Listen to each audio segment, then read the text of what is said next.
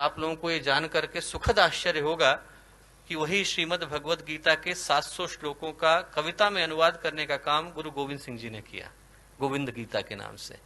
और जब आप गुरु गोविंद सिंह जी के जीवन को देखें तो ऐसा लगता है कि गीता में जो भगवान श्री कृष्ण ने योग की व्याख्या करी है वो उनके जीवन में साक्षात देखने को मिलती है।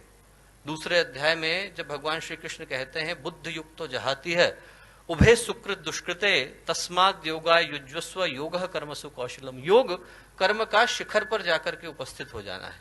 और वैसा ही जीवन गुरु गोविंद सिंह जी का था। उनके व्यक्तित्व का एक एक आयाम ऐसा लगता है जैसे हिमालय की चोटी पर जाकर के बैठ गया है। उनके विषय में बोले तो ऐसा लगता है जैसे भगवान कृष्ण या गुरुदेव के विषय में बोल रहे हैं। 3000 के करीब पुस्तकें गुरुदेव ने लिखी, 24 गायत्री के महापुरुष चरण करे, इतना बड़ा संगठन खड़ा किया, साधक थे, संत थे, तपस्वी थे। व्यक्तित्व का हर आयाम शिखर पर था। और वैसा ही गुरु गोविंद सिंह जी के विषय में बोलते हुए लगता है। और दो अद्भुत सोचें गुरु गोविंद सिंह जी इस देश को, इस राष्ट्र को देकर के गए। पहली, राष्ट्र के प्रति अगाध निष्ठा, अटूट भक्ति।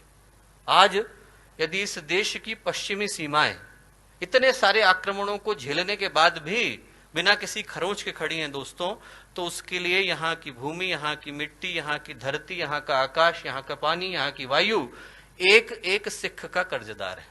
एक एक सिख का, खालसा का कर्जदार है, गुरु गोविंद सिंह जी का कर्जदार है। क्योंकि राष्ट्र के लिए अपने आप को बलिदान कर देना उनने अपने स्वयं के परिवार से सिखाया। 4 पुत्र थे, 2 हत हो गए, 2 को चिनवा दिया गया। एक जो पुत्र थे युद्ध में मारे गए। जो चौथे सबसे छोटे थे लौट करके घर आए। गुरु गोविंद सिंह जी ने पूछा क्यों आए? बोले प्यास लगी थी। बोले वहां मैदान में शत्रुओं का लहू बह रहा है, उसी लहू से अपनी प्यास बुझाना। वापस भेज दिया। वो भी हत हो गए। 4 पुत्र मारे गए। मां का हृदय था। मां ने पूछा ये क्या कर रहे हैं? तो गुरु गोविंद सिंह जी बोले इन पुत्रन के शीस पर मार दिए सुत 4, 4 मुए तो क्या हुआ, जीवित कई हजार। हजारों पुत्र हैं मेरे, 4 गए तो क्या हुआ। ये है राष्ट्र के प्रति निष्ठा दोस्तों। एक एक खून का कतरा बहा देना, एक एक सांस को सुपुर्द कर देना, ये राष्ट्र धर्म है। धर्म वो नहीं है कि हम मंदिर में जाएं, घंटे घड़ियाल बजाएं, भगवान के कान दुखाएं। धर्म वो है जब हम लोग राष्ट्र के प्रति अपने दायित्वों की रक्षा करते हुए अंतिम सांस को भी शहादत की तरह सुपुर्द कर देते हैं। वो राष्ट्र धर्म कहलाता है। और वो गुरु गोविंद सिंह जी ने हमें सिखाया। दूसरी जो चीज दी वो दी एकता, साथ साथ चलना। बड़ा दुख होता है जब लोग धर्म के नाम पर तोड़ने की भाषा का प्रयोग करते हैं। धर्म तोड़ना नहीं सिखाता, धर्म जोड़ना सिखाता है।